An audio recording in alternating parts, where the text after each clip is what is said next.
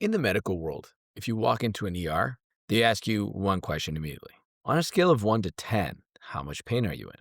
It's simple. It's diagnostic.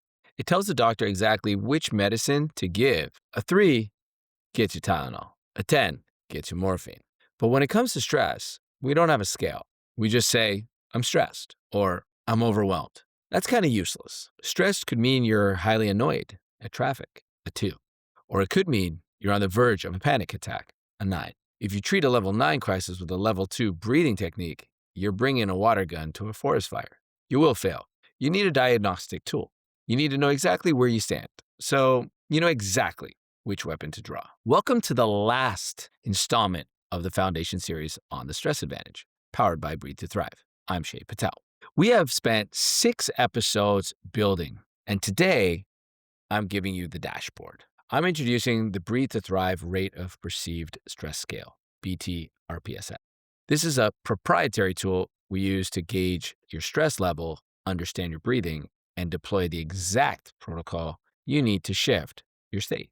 By the end of this episode, you will never guess about your stress again. You'll measure it, you'll treat it, and you'll master it. Let's get calibrated. What is the Breathe to Thrive Rate of Perceived Stress Scale? Most people think stress is an emotion. It's not. It's a physiological state, and the clearest signal of that state is your breath. The BT-RPSS ranges from 0 to 10.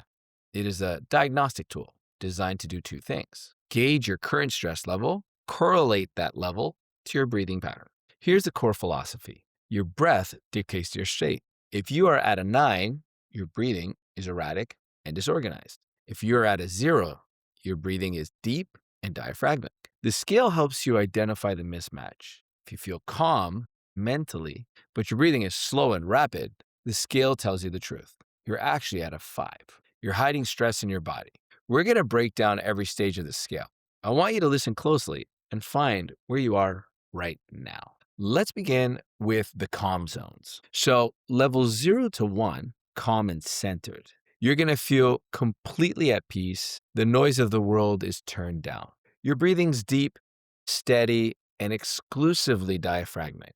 You aren't forcing it. It's just flowing. You're feeling tranquil, grounded, and present. Here, what we want to think about is being mindful. If you're here, don't mess with it. Just ride the wave. Some yoga, enjoying the moment, being aware of your surroundings. This is where recovery happens. Level 2 to 3, mild stressors. The world is starting to creep in. There's slight tension in the shoulders or the jaw. Your breathing's slightly elevated, maybe a bit faster, but still manageable. Still nasal though. Emotionally, you feel mildly anxious, but you're totally in control.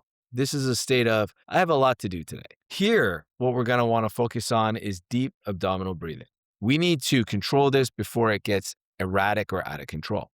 So try to put your hand on your belly. Inhale for 4 to feel your belly rise. Exhale for 4. The tipping point would be anywhere from 3 to 7. Now we're slowly moving into the danger zone. This is where most high performers live, and it's where burnout begins. Level 3 to 5, noticeable stressors. Moderate stress, you feel the pressure, your breathing becomes shallow. So instead of breathing into your belly, it moves into your chest. So your chest is rising, your shoulders are rising a lot more. You might catch yourself holding your breath while reading emails or even sending them. Emotionally, feeling overwhelmed is slowly creeping in. You're acknowledging the stressors and you're saying, okay, this is getting heavy. Here we want to think about something more structured so we can focus on box breathing. Why? Because your mind is getting chaotic. So we need to give it a box. We need structure.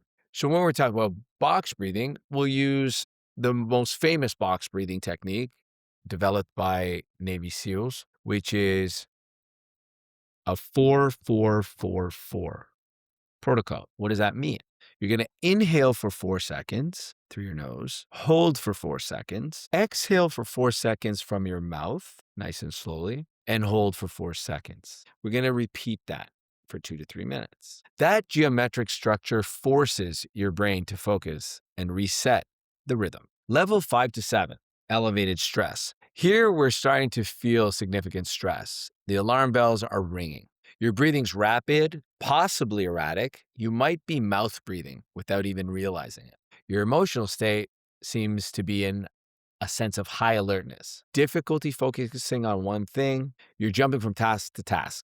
This is sympathetic overdrive. Here, what we want to focus on is down regulating. We need a heavier brake pedal here. So one of the ones I use here is very similar to the methods I recommend for people who have trouble sleeping. We're going to try to extend our exhales so we can tap into our vagus nerve. So here, what I love to recommend is a 4-7-8 breathing technique.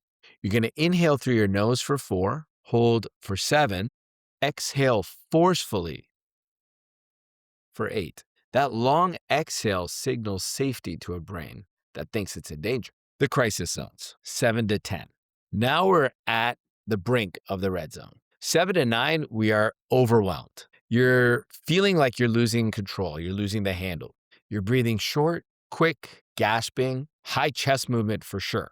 Your emotional state is panicky, a sense of losing control. You feel like the walls are closing in. Here, what I'd like us to think about is tapping back into a triangle breathing pattern or grounding breath work, which is a 5-5-5 method. We need to stabilize the ship. We need to stop the spin. So here, for the protocol, we're going to inhale for 5 seconds through the nose, hold for 5 seconds, exhale for 5. Notice there's not another hold after the exhale. The equal ratio balances the O2 and the CO2 levels and brings you back to center. And lastly, 9 to 10, extremely overwhelmed. This is a crisis, a meltdown, a trauma response. You are triggered. Here, your breathing is erratic, disorganized, and having the sense of hyperventilation. Your emotional state here could be a sense of panic, distress, disconnection from reality. You might even feel like you aren't even in your body. This is a feeling that you'll generally feel where is a very, very strong emotional response to a stressor, or even after the feeling you may get after a very, very hard workout, such as Murph or Fran. Here, we just want to make sure that we are doing a long, extended exhale. We're not trying to be fancy here. We're not trying to do anything crazy. We are trying to survive. So if you feel yourself in this level, a 9 or a 10, really want you to think of an inhale for 4 seconds and a longer exhale for 8 to 10 seconds. No holds, just get the air out. Dump the CO2. Slow your heart rate, force the system to shut down the panic alarm so you can get back into control. Keep doing this until you can find yourself back into a level 5 or level 7 state. So we have the numbers. Knowledge is potential power. Action is real power. I want you to integrate the BT-RPSS daily routine into your life. This is a 4-step process. Step 1, record your scores 3 times a day. Don't guess. Track it. Morning, upon waking. Are you waking up at a 2 or a 6? That changes your workout plan. In the afternoon, between 12 and 2 p.m., do a midday check-in. How did your morning go? Did you get up to an 8 or were you around a 4 or 5? In the evening, before bed, you need to be somewhere between a 0 to a 2 before we get to sleep. If you're at a 5, you have to jump into a protocol. Step 2, record stressors and wins. Write down your top stressors. Name them. Be aware of them. Identify them. But write them down. And also write down 1 to 2 wins. Why? Because when you're at a level 6, your brain filters out the good stuff. Forcing yourself to write a win builds perspective and lowers the threat response. Step 3, the breathing exercise. Look at your daily log. Deploy the specific protocol for that day. We rotate these. Some days are regulation, such as box breathing.